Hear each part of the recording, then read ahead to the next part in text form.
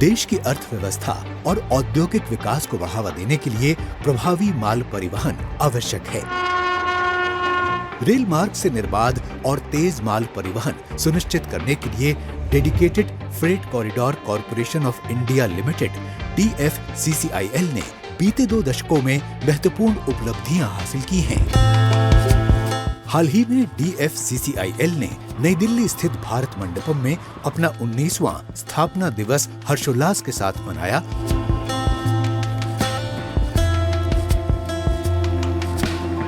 जिसमें केंद्रीय रेल मंत्री अश्विनी वैष्णव ने वीडियो कॉन्फ्रेंसिंग के जरिए भाग लिया।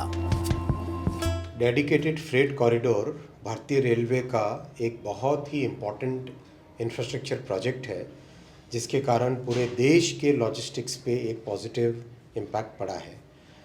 I would say that dedicated freight corridor is the jewel of Indian railways. समारोह में रेलवे बोर्ड के अध्यक्ष और CEO सतीश कुमार, DFCCIL के प्रबंध निदेशक Praveen Kumar, railway board, CPSEs और अन्य गणमान्य व्यक्ति उपस्थित रहे। कार्यक्रम में DFC से जुड़े अलग अलग क्षेत्रों में उत्कृष्ट कार्य करने वाली हस्तियों को सम्मानित किया गया। समारोह के दौरान सांस्कृतिक प्रस्तुतियों और प्रसिद्ध गायक अभिजीत भट्टाचार्य के सुरमई गीतों की प्रस्तुति ने माहौल को उत्साहपूर्ण बना दिया। पूरे लॉजिस्टिक सेक्टर को आगे बढ़ाने के लिए dedicated freight corridor corporation of India DFCCIL का बहुत इंपॉर्टेंट रोल है। आज 19वां फाउंडेशन डे था। इन 18 साल में बहुत अच्छा प्रोग्रेस हुआ है। जैसा कि आज हम सब ने देखा कि मार्च 2024 में किस तरह से पूरा ईस्टर्न डेडिकेटेड फ्रेट कॉरिडोर को हमने राष्ट्र को समर्पित किया गया और लॉजिस्टिक्स एफिशिएंसी भी उसमें तेजी से बढ़ रही है। जिस समय इसकी स्थापना की गई उसका बहुत बड़ा कारण था कि रेलवे का भागीदारी जो थी पूरे देश में, मतलब ट्रांसपोर्टेशन में, वो कम होती जा रही थी। उसको बढ़ाने का एक मंसूबा था या इरादा था और उसी के तहत इसको एस्टेब्लिश किया गया। तो अब उसके कुछ 2 कॉरिडोर्स जो हैं, ईस्टर्न और वेस्टर्न कॉरिडोर, ये कमीशन हो चुके हैं।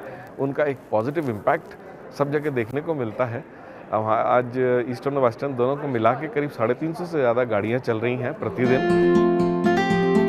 DFCCIL भारतीय रेल नेटवर्क का केवल 4% होते हुए भी कुल माल भार का 13% से अधिक वहन कर रहा है। प्रतिदिन 350 से अधिक ट्रेनों की आवाजाही इसके कुशल संचालन को दर्शाती है। हमारा जो DFC कमीशन हुआ है, DFC को स्थापना करने का मेन उद्देश्य ये था कि जो हमारी लॉजिस्टिक्स कॉस्ट है, जो हमारा पूरे देश भर में हम सामान को इधर से उधर करते हैं, उसमें एक लॉजिस्टिक्स कंपोनेंट आता है। जैसे ट्रक ट्रांसपोर्टेशन किया, पैकेजिंग हुआ, उसमें बहुत सारा खर्चा होता है। ये खर्चा जो है इंडिया में करीब 14% है। अगर हम वर्ल्ड से कंपेयर करें करीब 8 से 9% आता है। तो हमारे जो ट्रांसपोर्टेशन नेटवर्क में काफ़ी सारी इनएफिशिएंसियाँ थी, तो उसको कम करने के लिए और रिमूव करने के लिए ये DFC का स्थापना हुआ।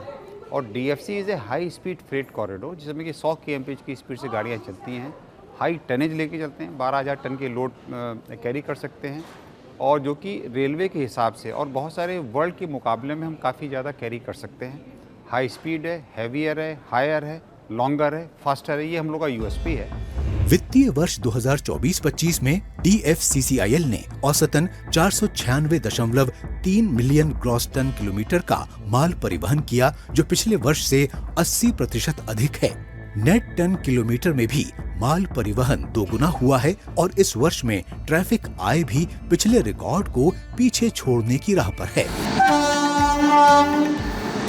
DFCCIL लॉजिस्टिक लागत को 15% से घटाकर 9% करने, रेलवे की माल परिवहन हिस्सेदारी बढ़ाने और व्यापार व आर्थिक विकास को गति देने के अपने मिशन पर अग्रसर है।